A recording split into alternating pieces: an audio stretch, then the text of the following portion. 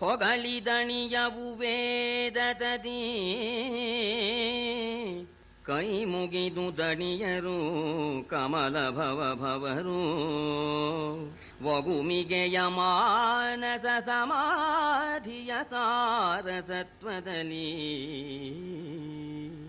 ಬಗೆದು ದಣಿಯರು ಯೋಗಿಗಳು ಬಗೆದು ದಣಿಯರು ಯೋಗಿಗಳು ಕೈ ಮುಗುಚಿ ದಣಿಯರು ಕರ್ಮಿಗಳು ಬಗೆದು ದಣಿಯರು ಯೋಗಿಗಳು ಕೈ ಮುಗುಚಿ ದಣಿಯರು ಕರ್ಮಿಗಳು ಮೂ ಜಗದ ದೈವದ ದೈವ ಕೃಷ್ಣನ ಬೈವನಿವನು ಮೂ ಜಗದ ದೈವದ ದೈವ ಕೃಷ್ಣನ ಬೈವನಿವನೆಂದ ಹೊಗಳಿಬಿಟ್ಟು ವೇದಕ್ಕೆ ತೃಪ್ತಿಯಾಗೋಲ್ಲ ಅಂತ ದಣಿಯೋದು ಇಲ್ಲ. ಕೈ ಮುಗಿದು ದಣಿಯರು ಆ ಪರಮಾತ್ಮನಿಗೆ ಪರಬ್ರಹ್ಮನಿಗೆ ಕೈ ಮುಗಿದು ಬ್ರಹ್ಮ ಈಶ್ವರ ಇಂದ್ರ ಮೊದಲಾದ ದೇವತೆಗಳು ಅವರು ದಣಿಯೋದಿಲ್ಲ. ಸಮಾಧಿಯಿಂದ ತಪಸ್ಸಿನಿಂದ ಪರಮಾತ್ಮನನ್ನ ತಮ್ಮ ಹೃದಯದಲ್ಲಿ ಕಂಡುಬಿಟ್ಟು ಯೋಗಿಗಳು ದಣಿಯೋದಿಲ್ಲ. ಕರ್ಮ ಮಾಡಿ ಕರ್ಮಿಗಳು ದಣಿಯೋದಿಲ್ಲ. ಇಂಥ ಮೂಜಗದ ದೈವದ ದೈವ ದೇವತೆಗಳ ಮೂರು ಲೋಕದ ದೇವತೆಗಳ ದೈವವಾದ ಕೃಷ್ಣನ್ನ ಇವನು ಬೈತಾ ಇದ್ದಾನೆ ಅಂತ ಹೇಳಿ ಈ ಸಂದರ್ಭದಲ್ಲಿ ಭೀಷ್ಮರು ಈ ಪರಮಾತ್ಮ ಭೂಮಿಯ ಪರಿಹಾರಾರ್ಥವಾಗಿ ದುಷ್ಟ ಶಿಕ್ಷಣ ಶಿಷ್ಟ ಪರಿಪಾಲನೆಗಾಗಿ ನಾನಾ ವಿಧವಾಗಿರ್ತಕ್ಕಂಥ ಅವತಾರ ಮಾಡಿದ್ದಾನೆ ಅಂತ ಹೇಳಿ ಮತ್ಸ್ಯಾದಿ ಅವತಾರದ ಚರಿತ್ರೆಯನ್ನ 1-2 ಪದ್ಯ ಒಂದೊಂದು ಅವತಾರಕ್ಕೆ ಹೇಳ್ತಾ ಇದ್ದಾರೆ. ವೇದಾನುದ್ಧರತೆ ಜಗಂತಿ ವಹತೆ ಭೂಗೋಲ ಉದ್ಬಿಭ್ರತೆ ದೈತ್ಯಂದಾರಯತೆ ಬಲಿಂಚಲಯತೆ ಕ್ಷತ್ರಕ್ಷಯಂ ಕುರ್ವತೆ ಪೌಲಸ್ತ್ಯಂ ಜಯತೆ ಫಲಂ ಕಲಯತೆ ಕಾರುಣ್ಯ ಮಾತನ್ವತೆ ಲೇಂಛಾನ್ ಮೂರ್ಛಯತೆ ದಶಾಕೃತಿಗತೆ ಕೃಷ್ಣಾಯ ತಸ್ಮೈ ನಮಃ ಅಂತ ಇದು ವೇದೋದ್ಧಾರ ವಿಚಾರ ಮತೆ ಸೋಮಕದಾನವ ಸಂಮರತೆ ಮತ್ಸ್ಯಾಕಾರ ಶರೀರ ನಮೋ ಭಕ್ತಂತೆ ಪರಿಪಾಲೈ ಮಾಮಂತ ಆ ದಶಾವತಾರ ಅಂತಹ ಕಾಲದಲ್ಲಿ ಅವನು ಒಬ್ಬ ರಾಕ್ಷಸ ವೇದ ಕಟ್ಕೊಂಡು ಹೋಗ್ಬಿಟ್ಟ, ಸಮುದ್ರದಲ್ಲಿ ಮುಳುಗಿದ. ಪರಮಾತ್ಮನಿಗೆ ಇಚ್ಛಾ ಮಾತ್ರದಿಂದ ಆ ಕಳ್ಳನ್ನ ಆ ವೇದವನ್ನ ತರಿಸೋ ಶಕ್ತಿ ಇದ್ರೂ ಕೂಡ ಪರಮಾತ್ಮ ಆ ಚರಿತ್ರೆ ಹಬ್ಬಲಿ ಅಂತ ಅನ್ನೋ ಉದ್ದೇಶದಿಂದ ಮೀನಾಗಿ ಹೋಗಿ ಅವನನ್ನು ಸಂಹಾರ ಮಾಡಿ ವೇದಗಳನ್ನೆಲ್ಲ ಉದ್ಧಾರ ಮಾಡ್ದ. ಜಗಂತಿ ವಹತೆ, ಈ ಪ್ರಪಂಚ ಯಾವ ಆಧಾರದ ಮೇಲೆ ನಿಂತಿದೆ ಅದು ಶೇಷ ಅಂತಾರೆ. ಕೆಳಗಡೆ ಕೂರ್ಮ ಅವನು ಬಲವಾಗಿ ಹಿಡ್ಕೊಂಡಿದ್ದಾನೆ ಅಂತ. ಬ್ರಹ್ಮಾಂಡಗಳನ್ನೆಲ್ಲ ಕೂರ್ಮನಾಗಿ ಹಿಡಿದಿದ್ದಾನೆ. ಭೂಮಿನ ಸಮುದ್ರಕ್ಕೆ ಹಾಕ್ಬಿಟ್ಟಿದ್ದ ಆ ಹಿರಣ್ಯಾಕ್ಷ. ಭೂಗೋಳ ಉದ್ಬಿಭ್ರತೆ ದೈತ್ಯಂ ಧಾರಯತೆ, ಪ್ರಹ್ಲಾದನಿಗಾಗಿ ಹಿರಣ್ಯಕಶಿಪುವನ್ನ ಸೀಳಿದ ನರಸಿಂಹಾವತಾರದಲ್ಲಿ. ಬಲಿಂ ಛಲಯತೆ, ವಾವನ್ನಾಗಿ ಬಲಿಗೆ ಮೋಸ ಮಾಡಿ ಪಾತಾಳಕ್ಕೆ ಕಳಿಸಿ ಅವನಿಗೆ ಪ್ರತಿದಿನ ದರ್ಶನ ಕೊಡೋ ಹಾಗೆ ಅವನ ಮನೆ ಬಾಗಿಲಲ್ಲಿ ಹೋಗಿ ಕೂತ್ಕೊಂಡ್ಬಿಟ್ಟ. ಕ್ಷತ್ರ ಕ್ಷಯಂ ಕುರುವತೆ, ಕ್ಷತ್ರಿಯರು ತಾಮಸದಿಂದ ವರ್ತಿಸಿಬಿಟ್ಟು ಬ್ರಾಹ್ಮಣರಿಗೆಲ್ಲ ಹಿಂಸೆ ಕೊಡ್ತಾ ಇರೋಣ ಪರಶುರಾಮನಾಗಿ ಬ್ರಾಹ್ಮಣನಾಗಿ ಅವತಾರ ಮಾಡಿ ಈ ಕ್ಷತ್ರಿಯರನ್ನೆಲ್ಲರನ್ನೂ ಕೂಡ ನಾಶ ಮಾಡಿದ್ದಾನೆ. ಆಮೇಲೆ ಪೌಲಸ್ತ್ಯಂ ಜಯತೆ, ರಾವಣನನ್ನ ರಾಕ್ಷಸರ ಸಮೇತನಾಗಿ ಸಂಹಾರ ಮಾಡಿ ಲೋಕಕ್ಕೆ ಕ್ಷೇಮ ಉಂಟು ಮಾಡಿದ. ಪೌಲಸ್ತ್ಯಂ ಜಯತೆ ಹಲಂ ಕಲಯತೆ, ಬಲರಾಮ ಅವತಾರನ್ನ ಹೇಳ್ತಾರೆ. ಈ ಕೃಷ್ಣನ್ ಬೇರೆ ಬಿಟ್ಬಿಡ್ತಾರೆ. ಕೃಷ್ಣನ್ ಬಿಟ್ಟು ಬಲರಾಮನ್ ಸೇರಿಸಿಕೊಂಡು ಹೊತ್ತವತಾರ ಅಂತ ಹೇಳೋ ಪದ್ಧತಿ. ಆ ಹಲಂ ಕಲಯತೆ, ನೇಗಿಲನ್ನು ಹಿಡ್ಕೊಂಡು ಎಲ್ಲ ದುಷ್ಟರನ್ನೆಲ್ಲ ಧ್ವಂಸ ಮಾಡ್ತಕ್ಕಂಥ ಬಲರಾಮ. ಆಮೇಲೆ ಕಾರುಣ್ಯ ಮಾತನ್ವತೆ ಅಂತ ಬುದ್ಧ ಜಗತ್ತೆಲ್ಲ ಆ ಸಂಕಟದಲ್ಲಿ ಇರ್ತಕ್ಕಂಥದ್ದನ್ನು ನೋಡಿ ಜಗತ್ತಿಗೆಲ್ಲ ಜ್ಞಾನೋಪದೇಶ ಮಾಡಿದ್ರಿಂದ ಅವನು ಬುದ್ಧನಾದ ಅಂತ. ಮಹಾಕನಿಕರ ಆ ಬುದ್ಧನಿಗೆ ಯಾರು ಸಂಕಟ ಪಡಬಾರದು, ಅದಕ್ಕೋಸ್ಕರ ದಯಾಮಂತ ಅಂತ ಹೇಳಿ ಕಾರುಣ್ಯ ಮಾತನ್ವತೆ ಲೇಂಛಾನ್ ಮೂರ್ಛಯತೆ ದಶಾಕೃತಿಕತೆ ಕೃಷ್ಣಾಯ ತುಭ್ಯ ನಮಃ ಅಂತ ಹೇಳಿ ಇಂಥ ಕೃಷ್ಣನಿಗೆ ನಮಸ್ಕಾರ ಅಂತ ಹೇಳಿ ಆ ದಶಾವತಾರದ ಚರಿತ್ರೆಯನ್ನೆಲ್ಲ ಹೇಳಿದ್ರು. ಇಲ್ಲಿ ನಮ್ಮ ರಾಮಾವತಾರ ಈ ಕೃಷ್ಣಾವತಾರದ ಪಕ್ಕದ್ದಾನೆ. ಅದಕ್ಕೋಸ್ಕರ ರಾಮಾವತಾರದ ಒಂದು ಪದ್ಯ ನಾವು ಓದ್ಬಿಟ್ಟು ಖರನ ತ್ರಿಶಿರನ ದೂಷಣಾದ್ಯರ ಶಿರವ ಚೆಂಡಾಡಿದನು. ಖರನ ತ್ರಿಶಿರನ ದೂಷಣಾದ್ಯರ ಶಿರವ ಚೆಂಡಾಡಿದನು. ಘನಸಾಗರವ ಕಟ್ಟಿದ ಕಟ್ಟೆಯಿದೆಲ ಕಾಣದೆ ಲೋಕ. ಹರಿಬವೋ ಮೇಣ್ ಪೌರುಷವೋ, ಹರಿಬವೋ ಮೇಣ್ ಪೌರುಷವೋ, ಮತ್ಸರವೋ ಮೇಣ್ಮಾರಾಂಕವೋ, ಹುಲು ಮೊರಡಿ ಸೆಣಸುವುದೆ ಸುರಾದ್ರಿಯೊಳು. ಹುಲು ಮೊರಡಿ ಸೆಣಸುವುದೇ ಸುರಾದ್ರಿಯೊಳು ಎಂದನ ಭೀಷ್ಮ. ಮಹಿಮೆಯನ್ನೆಲ್ಲ ಹೇಳಿ ಆ ರಾಮ ಕಟ್ಟಿರ್ತಕ್ಕಂಥ ಆ ಸೇತು ಇವತ್ತೂ ಕೂಡ ಅವನ ಮಹಿಮೆಗೆ ಸಾಕ್ಷೀಭೂತವಾಗಿದೆ. ಜಗತ್ತೇ ನೋಡ್ತಾ ಇದೆ. ಜಗತ್ತಿಗೆ ಕಣ್ಣಿಲ್ವೇ? ಆ ರಾಮ ಕಟ್ಟಿದ ಸೇತುವೆಯನ್ನ ನೋಡ್ತಾ ಇದೆ. ಅಂಥ ಮಹಾಮಹಿಮ ಅದೇ ರಾಮನೇ ಈಗ ಕೃಷ್ಣ. ಇವನಿಗೆ ಏನು ಹೇಳ್ಬೇಕೋ ಅರ್ಥವಾಗೋಲ್ಲ. ಹೊಟ್ಟೆ ಕಿಚ್ಚಿಂದ ಈ ರೀತಿ ಮಾಡ್ತಾ ಇದ್ದಾನೋ ಅಥವಾ ನನಗೆ ಪರಾಕ್ರಮ ಹೆಚ್ಚಾಗಿದೆ ಅಂತ ಹೇಳಿ ಮಾತಾಡ್ತಾ ಇದ್ದಾನೋ, ಇವನ ಮೇಲೆ ಅಸೂಯೇನೋ ಅಥವಾ ಕೃಷ್ಣನ ಪ್ರತಿಭಟಿಸಬೇಕು ಅಂತ ಹೇಳಿ ಹೋಗ್ತಾ ಇದ್ದಾನೋ, ಸಣ್ಣ ಕಲ್ಲು ಆ ಮೇರು ಪರ್ವತದ ಹತ್ರ ಹೊಡೆದಾಟ ಮಾಡೋ ಹಾಗೆ ಆಗ್ತಾ ಇದೆ ಅಂತ ಹೇಳಿ ಭೀಷ್ಮರು ಹೇಳ್ತಾ ಇದ್ದಾರೆ. ಶಿಶುಪಾಲ ಅವಿವೇಕಿ ಅಂತ ಹೇಳಿ ಹೇಳ್ತಾ ಈಗ ಹಳೆಯದೆಲ್ಲ ಹೇಳಿ ಹೊಸ್ತು ಲೇಟೆಸ್ಟ್ ಅಂತ ಹೇಳ್ತಾರೆ. ಅದು ಯಾವುದು ಅಂದ್ರೆ ಹೊಸ್ತನ್ನ ಹೇಳ್ತಾರೆ. ಈಗ ಕೇಶಿಧೇನು ಕವತ್ಸಲಂಬ ಬಕಾಸುರನು ತೃಣವರ್ತನ ಘನೆಂಬ ಸಮರ್ಥರ ಸೀಳಿ ಬಿಸುಟನು ಬಾಲಕೇಳಿಯಲಿ ಘಾಸಿಯಾದುದುದಂತಿ ಮಲ್ಲರದೇ ಸುಘನ ಮಾವನನು ಮರ್ದಿಸಿ ಮೀಸಲಳಿಯದ ದಿವಿಜ ಕನ್ನೆಯರೊಡನೆ ಜೋಡಿಸಿದ. ಪೂರ್ವದಲ್ಲಿ ಕಾಲನೇಮಿ ಅಂತ ಹೇಳಿ ಬಹಳ ಬಲಿಷ್ಠನಾಗಿರ್ತಕ್ಕಂಥ ರಾಕ್ಷಸ ಇದ್ದ. ಅವನು ತಪಸ್ಸು ಮಾಡಿ ಬ್ರಹ್ಮನಿಂದ ವರ ಪಡ್ಕೊಂಡ್ಬಿಟ್ಟ. ಅವನನ್ನ ಗೆಲ್ತಕ್ಕಂಥವ್ರು ಯಾರೂ ಇರಲಿಲ್ಲ. ನುಗ್ಗಿಬಿಟ್ಟ. ಈ ಸಪ್ತ ದ್ವೀಪಗಳನ್ನು ಗೆದ್ದ. ಆಮೇಲೆ ಅಷ್ಟದಿಕ್ಪಾಲಕರ ಲೋಕಗಳನ್ನು ಕೂಡ ಆಕ್ರಮಿಸಿಬಿಟ್ಟ. ಆಗ ಅಷ್ಟದಿಕ್ಪಾಲಕರು ಎಲ್ಲ ಬಂದ್ರು. 33 ಕೋಟಿ ದೇವತೆಗಳು ಎಲ್ಲರನ್ನೂ ಬಡಿದು ಬಿಟ್ಟ. ಆ ಕಾಲನೇಮಿ ಎಂಬತಕ್ಕಂಥವನು ಎಲ್ಲರನ್ನೂ ಗೆದ್ದು ಸ್ವರ್ಗದಲ್ಲಿ ತನ್ನ ರಾಜ್ಯವನ್ನ ಸ್ಥಾಪನೆ ಮಾಡಿಬಿಟ್ಟ. ಪರಮಾತ್ಮ ಅಂತ ಪರಮಾತ್ಮನ ಪ್ರಾರ್ಥನೆ ಮಾಡಿದ್ರು. ಆಗ ಈ ಪರಮಾತ್ಮ ತನ್ನ ಚಕ್ರವನ್ನು ಕಳಿಸಿ ಆ ಕಾಲನೇಮಿಯನ್ನು ಸಂಹಾರ ಮಾಡಿ ಇಂದ್ರಾದಿ ಅಷ್ಟದಿಕ್ಪಾಲಕರಿಗೆ ಅವರವರ ಲೋಕಗಳನ್ನೆಲ್ಲ ಕೊಟ್ಟ. ಆ ಕಾಲನೇಮಿ ಇನ್ನೊಂದ್ಸಲ ಬರ್ತೇನೆ ಅಂದ. ಮತ್ತೆ ಹುಟ್ಟಿದ. ಕಂಸು ಮಾವನಾಗಿ ಹುಟ್ಟಿದ. ಅದೇ ಕಾಲನೇಮಿ ಕೃಷ್ಣನಿಗೆ ಮಾವನಾಗಿ ಹುಟ್ಟಿದ. ಅವನ ಪರಿವಾರ ಪೂತನಿ, ಧೇನುಕ, ವತ್ಸ, ಬಕ ಏನು ಆ ಪರಿವಾರಗಳು ಎಲ್ಲರನ್ನೂ ಕೂಡ ಈ ಕೃಷ್ಣನ ಕೊಲ್ಲಿಸಬೇಕು ಅಂತ ಹೇಳಿ ಆ ಕಂಸ ಮಾವ ಪ್ರಯತ್ನ ಪಟ್ಟ. ನಮ್ಮ ಈ ಕೃಷ್ಣ ಬಾಲ್ಯದಲ್ಲೇನೆ ಎಲ್ಲರನ್ನೂ ಕೂಡ ಬಲಿ ಹಾಕಿಬಿಟ್ಟ. ಕೇಶಿ, ಧೇನುಕ, ವತ್ಸ, ಬಕಾಸುರ, ಮಲೆ, ತೃಣವರ್ತ ಮೊದಲಾದವರನ್ನೆಲ್ಲ ನಾಶ ಮಾಡಿದ. ಕೊನೆಯಲ್ಲಿ ಕುಲಿಯಾಪೀಡ ಅಂತ ಕಾಣುತ್ತೆ. ಆನೆ ಕಳಿಸ್ತಾರೆ. ಆ ಆನೆ ಹತ್ರ ತುಳಿಸಿ ಬಿಡ್ಬೇಕು ಅಂತ ಆ ಆನೆನೇ ನಾಶ ಮಾಡ್ಬಿಟ್ಟು. ಆಮೇಲೆ ಜಟ್ಟಿಗಳು ಮುಷ್ಟಿಕಾಸುರ, ಚಾಣೂರ, ಮಲ್ಲ ಯುದ್ಧ ವಿಶಾರದ ಅಂತ ಆ ಮುಷ್ಟಿಕಾಸುರ, ಚಾಣೂರಾಸುರ ಅವ್ರನ್ನೆಲ್ಲ ಸಂಹಾರ ಮಾಡಿ ಅವ ಕಂಸ ಏನ್ ಮಾಡ್ಬಿಟ್ಟ, ಅಲ್ಲಿ ಹೊಡೆದಂತೆ ಇಲ್ಲಿ ಹೊಡೆದಂತೆ ಅವ ಹೋದ್ನಂತೆ ಇವ್ ಹೋದ್ನಂತೆ. ನೋಡ ಇವನಿಗೆ ಭಯ.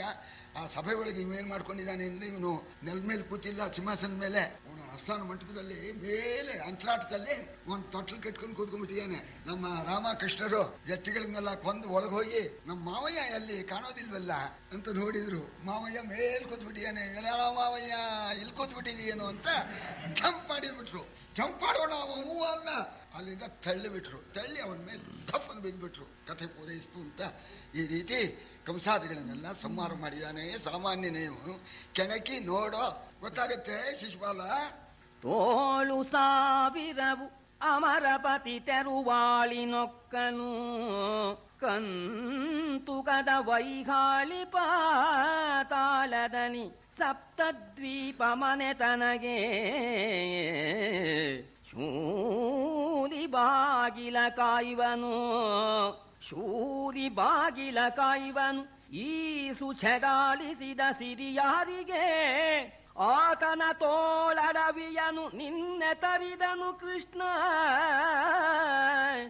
ಆತನ ತೋಳಡವಿಯನು ನಿನ್ನೆ ತರಿದನು ಕೃಷ್ಣ ನೋಡೆಂದ. ಬಾಣಾಸುರನಿಗೆ ಸಮಾನನಾಗಿರ್ತಕ್ಕಂಥವರು ಯಾರೂ ಇಲ್ವೇ ಇಲ್ಲ ಅಂತ ಅವನಿಗೆ ಈಶ್ವರನ ಅನುಗ್ರಹದಿಂದ 1000 ತೋಳಿದೆ. ಅಷ್ಟದಿಕ್ಪಾಲಕರು ಅವನಿಗೆ ಸುತ್ತಿಗೆ ಒಕ್ಕಲು ಅಂತ ಬೆಳೆದಿದ್ದೆಲ್ಲ ಕೊಡಬೇಕು ಅಂತ. ಈ ಅವ್ರ ಮನೆ ಖರ್ಚಿಗೆ ಇವ್ರು ಕೊಡೋದು ಅಂತ ಹಿಂದಿತ್ತಂತೆ ಆ ಸಂಪ್ರದಾಯ ಮಲ್ನಾಡಿನಲ್ಲಿ. ಅದಕ್ಕೆ ತೆರವಾಳಿ ನೊಕ್ಕಲು ಅಂತ ಅವ್ರು ಹೇಳಿದಾರ. ದೇವೇಂದ್ರ ಎಲ್ಲ ತಾನು ಏನೇನು ಸಂಪಾದಿಸ್ತಾನೋ ಎಲ್ಲ ಒಪ್ಪಿಸ್ಬಿಡ್ಬೇಕಂತೆ. ದೇವೇಂದ್ರ ಕಪ್ಪ ಕೊಡ್ತಕ್ಕಂತ ಆಳು. ಪಾತಾಳ ಅವನಿಗೆ ಅರಮನೆ, ಸಪ್ತದ್ವೀಪವು ಅವನ ರಾಜ್ಯವಾಗಿದೆ. ಯಾರ? ಬಾಣಾಸುರನ. ಪರಮೇಶ್ವರ ತ್ರಿಶೂಲ ಹಿಡ್ಕೊಂಡು ಈ ಬಾಣಾಸುರನ ಅರಮನೆ ಬಾಗಿಲು ಕಾಯ್ತಾ ಇದ್ದಾನೆ. ಇಷ್ಟು ಸಿರಿ ಇದ್ದವನ್ನ, ತೋಳುಗಳನ್ನ ಬರೀ ನಿನ್ನೆ, ಬಹಳ ದಿವಸ ಆಗಿಲ್ಲ, ಲೇಟೆಸ್ಟ್ ನಿನ್ನೆ ದಿವಸ ಕತ್ತರಿಸ್ಬಿಟ್ಟ. ತೋಳುಗಳನ್ನ ತುಕಡ ಮಾಡಿರ್ತಕ್ಕಂಥ ಕೃಷ್ಣನ ಸ್ವಲ್ಪ ನೋಡೋ ಶಿಶುಪಾಲ, ನೋಡೋ ಕೃಷ್ಣನ, ಇದೇ ಕೃಷ್ಣ ಕಣೋ, ನಿನ್ನೆ ತೋಳು ಕತ್ತರಿಸಿದ್ದಾನೆ 1000 ತೋಳನ್ನ. ಆಯುಗದಲಾಯುಗದಲ್ಲಿ ಅನಿಬರು ಬೀಜವಾದರು ದೈತ್ಯದಾನವರು. ಆಯುಗದಲಾಯುಗದಲನಿಬರು ಬೀಜವಾದರು ದೈತ್ಯದಾನವರು.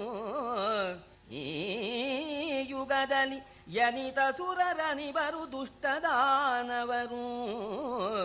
ರಾಯರನಿಬರು ದಿವಿಜರಾಯನಲಾಯದಲ್ಲಿ ಲಂಬಿಸಿದರು. ರಾಯರನಿಬರು ದಿವಿಜರಾಯನಲಾಯದಲ್ಲಿ ಲಂಬಿಸಿದರು. ಆ ತರುವಾಯ ನಿನಗೀಗಲೇ ವಿಘಾತದೊಳು ಎಂದನ ಭೀಷ್ಮ. ಯುಗದಲ್ಲಿ ನಾಶವಾಗಿದ್ದಾರೆ. ಈ ಯುಗದಲ್ಲಿ ಎಷ್ಟೋ ಜನ ಅಸಂಖ್ಯಾತರಾದ ಈ ದುಷ್ಟರುಗಳು, ಸಾಧು ಹಿಂಸಕರು, ಧರ್ಮದ್ವೇಷಿಗಳು ಎಲ್ಲ ಎಂಪಟ್ನ ಸೇರಿದ್ದಾರೆ ಈ ಪರಮಾತ್ಮನಿಂದ. ಈಗ ನಿನಗೆ ಬಂದಿದೆ ಬಬ್ಬಾವಳ್ಯಾಂ ಅಂತಕ ಸನ್ನಿವಿಷ್ಟ ಅಂತ ಹೇಳಿ ಎಲ್ಲ ಹೋದ್ರು. ಈಗ ನಿನಗೆ ಬಂದಿದೆ ಮರಣ ಕೃಷ್ಣ ಪರಮಾತ್ಮನಿಂದ ಅಂತ ಭೀಷ್ಮರು ಸ್ಪಷ್ಟವಾಗಿ ಹೇಳ್ತಾ, ಇಂಗಿತದಲರಿಬುದು ಮಹಾತ್ಮರಿಗಂಗವಿದು. ಇಂಗಿತದಲರಿಬುದು ಮಹಾತ್ಮರಿಗಂಗವಿದು. ಮಧ್ಯಮರು ಕರ್ಣಪಥಂಗಳಲ್ಲಿ ಗೋಚರಿಸಲರಿಬುದು ಲೋಕವೃತ್ತಿದು. ಕಂಗಳಲ್ಲಿ ಕಂಡರಿವರಧಮರು, ಕಂಗಳಲ್ಲಿ ಕಿವಿಗಳಲ್ಲಿ ಮೇನ್ ಹರಿಗಿಂಗಿತವನರಿಯದ ಜಡಾತ್ಮನು ಚೈತ್ಯ ನೃಪನೆಂದ. 3 ತರಹ ಜನ ಇದ್ದಾರೆ. ಮಹಾತ್ಮರು, ಮಧ್ಯಮರು, ಅಧಮರು ಅಂತ. ಮಹಾತ್ಮರದ್ದು ಸ್ವಭಾವ ಏನು ಅಂದ್ರೆ ಬಾಯಿ ಬಿಟ್ಟು ಹೇಳಬೇಕಾಗಿಲ್ಲ, ಇಂಗಿತದಿಂದಲೇನೆ ಅವರ ಸ್ವಭಾವ ಹೀಗೆ ಅಂತ ಹೇಳಿ ತಿಳ್ಕೊಂಡ್ಬಿಡ್ತಾರೆ. ಮುಖ ನೋಡಿದ್ಕೊಳ್ಳೇನೆ ಅವನ ಮನಸ್ಸಿನಲ್ಲಿ ಹೀಗಿದೆ ಅಂತ ತಿಳ್ಕೊಳ್ತಾರೆ ಮಹಾತ್ಮರು. ಈ ಮಧ್ಯಮರು ಇದ್ದಾರೆ. ಆ ಮಧ್ಯಮರು ತಮಗೆ ಆಪ್ತರಾಗಿರ್ತಕ್ಕವರು ಬಂದು ಹೇಳಿದ್ರೆ, ಕಿವಿಯಿಂದ ಕೇಳಿದ್ರೆ ಅದು ಆಪ್ತರಾಗಿರ್ಬೇಕು. ತಮ್ಮ ಕಿವಿಗೆ ಆಪ್ತರು ಹೇಳಿದ್ದಾರೆ, ಇದು ನಿಜವಂತೆ ಅಂತ ಒಪ್ಕೊಳ್ತಾರೆ. ಈ ಅಧಮರು ನಮ್ಗೆ ಗೊತ್ತಿಲ್ಲಪ್ಪ, ನಾನ್ ನೋಡ್ಬೇಕು ಆಗ್ಬೇಕು ಅಂತ ತಾವು ಕಣ್ಣಲ್ಲಿ ಕಂಡ ಮೇಲೆ ಅಧಮರಾಗಿರ್ತಕ್ಕವರು ನಂಬ್ತಾರೆ. ಇದಕ್ಕಿಂತ ಇನ್ನೊಂದು ಗ್ರೇಡ್ ಇದೆ ಕೆಳಗೆ. ಆಪ್ತರಿಂದ ಕೇಳಿದ್ರು, ಕಣ್ಣಿನಿಂದ ನೋಡಿದ್ರು, ಅದಲ್ಲ ಅಂತ ಹೇಳ್ತಕ್ಕಂಥ ಮುಟ್ಟಾಳ ಮಡೆಯ ಜಡಾತ್ಮಕ ಈ ಶಿಶುಪಾಲ ಅಂತ. ಎಲ್ಲ ನೋಡಿದ್ದಾನೆ, ಕಣ್ಣಲ್ಲೂ ನೋಡಿ ಆಗಿದೆ, ಕಿವಿಯಲ್ಲೂ ಕೇಳಾಗಿದೆ. ಆದ್ರೂ ಕೂಡ ಕೃಷ್ಣ ಅಂದ್ರೇನು, ದನ ಕಾಯೋನು ಅಂತ ಹೇಳ್ತಾ ಇದ್ದಾನಲ್ಲ. ಇಂಥ ಮುಟ್ಟಾಳ, ಇಂಥ ಅಧಮ, ಇಂಥ ಅಜ್ಞಾನಿ ಜಡವಸ್ತು ಈ ಶಿಶುಪಾಲ. ಎಲೆ ಪಿತಾಮಹ, ನೀವು ನಿಗಮಸ್ಥಳ ರಹಸ್ಯವನು ಉಪನಿಷತ್ ಸಂಕುಲವಚೋಭಿಪ್ರಾಯ ಪೀಯೂಷವನು ಬೀರಿದರೆ ಖಳರಿಗೆ ಅತಿ ದರ್ಪಜ್ವರ ಪ್ರಜ್ವಲಿತರಿಗೆ ಸೊಗಸುವುದೇ. ಖಳರಿಗೆ ಅತಿ ದರ್ಪಜ್ವರ ಪ್ರಜ್ವಲಿತರಿಗೆ ಸೊಗಸುವುದೇ. ಬೆಳದಿಂಗಳು ವಿಯೋಗಿಗೆ ವಿಷಮವು, ಬೆಳದಿಂಗಳು ವಿಯೋಗಿಗೆ ವಿಷಮವೆಂದನು ನಗುತ ಸಹದೇವ. ಮಾತಾಡ್ಬಿಟ್ರು. ಸಹದೇವ ನೋಡ್ದ, ಸುಮ್ಮನೆ ಕಂಠ ಶೋಷಣ. ತಿಳಿದವರು ತಿಳ್ಕೊಂಡೇ ಇದ್ದಾರೆ. ತಿಳಿದೇ ಇರ್ತಕ್ಕಂಥ ಆ ಜಡ ಸ್ವರೂಪರಿಗೆ ಎಷ್ಟು ಹೇಳಿದ್ರು ಉಪಯೋಗ ಇಲ್ಲ. ಅದರಿಂದ ಯಾಕೆ ಈಶ್ವರಿಗೆ ಆಯಾಸ ಅಂತ ಹೇಳಿ ಸಹದೇವ ಎದ್ದುಬಿಟ್ಟು ಕೈ ಮುಕ್ಕೊಂಡು, ಪಿತಾಮಹರೇ, ನೀವು ದಿವ್ಯವಾಗಿರ್ತಕ್ಕಂಥ ವೇದಾಂತ ತತ್ವ, ಉಪನಿಷದ್ ರಹಸ್ಯ, ಮುಖ್ಯವಾಗಿ ಬೇಕಾಗಿರ್ತಕ್ಕಂಥದ್ದು ವೇದಾಂತ ತತ್ವವೆಂಬತಕ್ಕ ಅಮೃತವನ್ನ ಬೀರ್ತಾ ಇದ್ದೀರಿ. ನೀವು ಎಲ್ಲ ತಗೊಳ್ಳಿ, ಅಮೃತಂಗಮಯ ಅಂತ ಹೇಳಿ ಹೇಳೋದಿಲ್ವೇ? ಆ ಮೃತ್ಯುವಿನಿಂದ ಅಮೃತತ್ವಕ್ಕೆ ಹೋಗಲಿ ಅಂತ ಹೇಳಿ ನೀವು ಉಪನಿಷತ್ ತತ್ವವನ್ನ, ಆ ತತ್ವಾಮೃತವನ್ನ ನೀವು ಬೀರ್ತಾ ಇದ್ದೀರಿ. ಆದರೆ ಯಾರಿಗೆ ಪ್ರಯೋಜನವೋ ಅವರಿಗೆ ಪ್ರಯೋಜನವಾಗತ್ತೆ. ದುಷ್ಟರು ಅಂತ ಇದ್ದಾರೆ, ಅತಿ ಗರ್ವಿಷ್ಠರಿರ್ತಾರೆ, ಅತಿ ಅಜ್ಞಾನಿಗಳಿರ್ತಾರೆ, ಅತಿ ಅಹಂಕಾರಿಗಳ ಇರ್ತಾರೆ. ಅವರಿಗೆ ನಿಮ್ಮ ಈ ಉಪನಿಷತ್ ತತ್ವ ಅವರಿಗೆ ಸೊಗಸಾಗೋದು ಇಲ್ಲ, ಅವರಿಗೆ ಹಿಡಿಯೋದು ಇಲ್ಲ. ವಿಯೋಗಿಗೆ ಬೆಳದಿಂಗಳು ಉಷ್ಣ, ಎಲ್ಲರಿಗೂ ಬೆಳದಿಂಗಳು ತಂಪಾದ್ರೆ ವಿಯೋಗಿ ಆಗಿರ್ತಾನಲ್ಲ, ಹಂಗಾಕೆ ಬೆಳದಿಂಗಳು ಬಿಸಿರಾಗಿ ತೋರ್ಪುದು. ವಿಯೋಗಿಗೆ ಬೆಳದಿಂಗಳು ವಿಷಮ ಅಂತ ಇಷ್ಟು ಹೇಳಿಬಿಟ್ಟು, ಅದರಿಂದ ತಿಳಿದವ್ರು ತಿಳ್ಕೊಂಡ್ರು, ತಿಳಿದೇ ಇದ್ದವರಿಗೆ ಎಷ್ಟು ಹೇಳಿದ್ರು ಉಪಯೋಗವಿಲ್ಲ ಅಂತ ಹೇಳಿ ಆಮೇಲೆ ಸಹದೇವ ನಿಂತ್ಕೊಂಡು ಸಭೆಯಲ್ಲಿರ್ತಕ್ಕಂಥ ನೆರೆದಿರ್ತಕ್ಕಂಥ ಮಹಾ ಋಷಿಗಳು, ರಾಜಾಧಿರಾಜರು ಎಲ್ಲರಿಗೂ ಕೂಡ ನಾನು ಕೈ ಮುಗಿದು ಒಂದ್ ಮಾತು ಹೇಳ್ತಾ ಇದ್ದೇನೆ. ಕೇಳಿರೈ ನೆರೆದಖಿಲ ಧರಣಿ ಪಾಲರಿಗೆ ಕೈ ಮುಗಿದೆವು. ಈ ಗೋಪಾಲನೆಮ್ಮಾಚಾರ್ಯನು ಎಮ್ಮಯ ತಂದೆ ಗುರುವೆಮಗೆ. ಈ ಗೋಪಾಲನು ಎಮ್ಮಾಚಾರ್ಯನು ಎಮ್ಮಯ ತಂದೆ ಗುರುವೆಮಗೆ. ಲಾಲಿಸಿದೆ ವರ್ಚಿಸಿದೆವು ಈತನ ಮೇಲೆ ಮುಳಿಸುಂಟಾದೊಡೆ ಎನ್ನೊಡನೇಳಲಿ. ಆತನ ಗಂಡನು ಎಂದು ಒರೆದನು ಮಹೀತಳವಾ. ಧರಣೀಪಾಲರಿಗೆ ಕೈ ಮುಗಿದೆ. ಬರೀ ರಾಜರ ಮೇಲೆ ಸವಾಲು ಒಂದು. ಇಲ್ಲಿ ನೆರೆದಿರತಕ್ಕ ಸಮಸ್ತ ರಾಜರಿಗೂ ಕೂಡ ನಾನು ಕೈ ಮುಗಿದು ಕೇಳ್ಕೊಳ್ತಾ ಇದ್ದೇನೆ.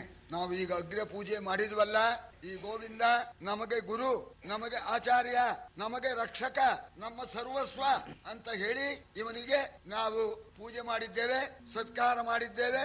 ಇದು ಅಲ್ಲ ಅಂತ ನಿಮಗೆ ಯಾರಿಗಾರು ಇರೋ ಪಕ್ಷದಲ್ಲಿ ಅವರು ಎದ್ದು ಬರ್ಲಿ, ಅವರಿಗೆ ನಾನು ಗಂಡ ಅಂತ ಅವರನ್ನು ಬಡಿದಾಕ್ತಕ್ಕಂಥವನು. ಹಿಂದಿನ ರಾಜರುಗಳು ಬಿರಿದಂತೆಂಬರ ಗಂಡ ಅಂತ ಹೆಸರಿಟ್ಕೊಳ್ತಾರಲ್ಲ, ಇದು ಗಂಡ ಅಂತ ಅನ್ನೋದು ಇದು ಒಂದು ಬಹುಮಾನ. ಅದನ್ನ ಹೇಳ್ತಾ ಇದ್ದಾನೆ. ಯಾರು ಇದು ಸಹನ ಇಲ್ಲ ಅಂತ ಹೇಳಿ ಹೇಳ್ತಾರೋ ಅಂಥವರಿಗೆ ನಾನು ಗಂಡ ಅಂತ ಹೇಳಿ ನೆಲವನ್ನ ಒದ್ದ. ಚಲ್ದಿದವು ಸಹದೇವ ಶಿರದಲ್ಲಿ ಮಲ್ಲಿಗೆಯ ಮೊಗ್ಗೆಗಳ ಮಳೆ. ಚಲ್ದಿದವು ಸಹದೇವ ಶಿರದಲ್ಲಿ ಮಲ್ಲಿಗೆಯ ಮೊಗ್ಗೆಗಳ ಮಳೆ. ನಭದಲ್ಲಿ ದನಿಯಾಯಿತು ಅಹುದಲೇ ಸಹದೇವಲೇ ಸೆನುತ. ಭುಲ್ಲವಿಸಿದರು ಋಷಿಗಳು ಅಪ್ರತಿಮಲ್ಲ ದೈವ. ಉಲ್ಲವಿಸಿದರು ಋಷಿಗಳು ಅಪ್ರತಿಮಲ್ಲ ದೈವದ ನೆಲೆಯ ನರಿಯದ ಖುಲ್ಲ ಭೂಪರು ಮಸಗಿದರು ಗುಜುಗುಜಿನ ಗಾಢದಲ್ಲಿ. ಆಗ ಸಹದೇವನ ತಲೆ ಮೇಲೆ ಪುಷ್ಪವೃಷ್ಟಿ ಆಯ್ತಂತೆ, ಆಕಾಶವಾಣಿ ಆಯ್ತಂತೆ. ಸಹದೇವ, ನೀನು ಹೇಳಿರ್ತಕ್ಕಂಥದ್ದು ವಾಸ್ತವ, ಹೌದಲೇ ಸಹದೇವ ಅಂತ ಆಕಾಶವಾಣಿಯಾಗಿ ಸಹದೇವನ ತಲೆ ಮೇಲೆ ಹೂವಿನ ಮಳೆಯನ್ನ ಸುರಿಸ್ತಾ ಇದ್ದಾರಂತೆ. ಋಷಿಗಳಿಗೆ ಖುಷಿ ಆಗ್ಬಿಡ್ತು. ಯಾಕೆ ಪರಮಾತ್ಮನ ಪೂಜೆ ಋಷಿಗಳಿಗೆ ಖುಷಿ. ಆ ರಾಜರುಗಳು ಆಗ ಹೊಟ್ಟೆಗಿಚ್ಚಿಂದ ಎಂಥ ರಾಜರು, ಎಲ್ಲ ರಾಜರು ಅಲ್ಲ, ದೈವದ ನೆಲೆಯನ್ನ ತಿಳಿಯದೇ ಇರತಕ್ಕಂಥ ರಾಜರುಗಳು ತಮ್ಮಲ್ಲಿ ಸಿಟ್ಟಾಡ್ಕೊಂಡು ಗುಜು ಗುಜು ಮಾತಾಡ್ತಾ ಇದ್ದಾರೆ.